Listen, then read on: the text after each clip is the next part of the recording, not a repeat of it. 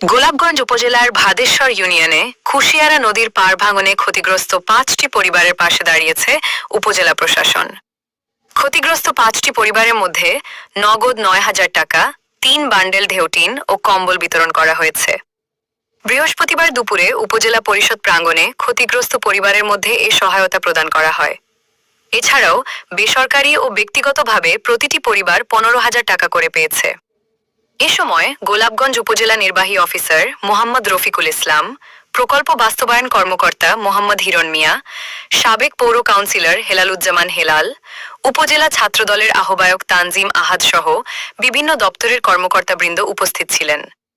এ ব্যাপারে গোলাপগঞ্জ উপজেলা নির্বাহী অফিসার মোহাম্মদ রফিকুল ইসলাম বলেন, নদীর পাড় ভাঙন রোধে পানি উন্নয়ন বোর্ডের সাথে নিয়মিত যোগাযোগ করা হচ্ছে।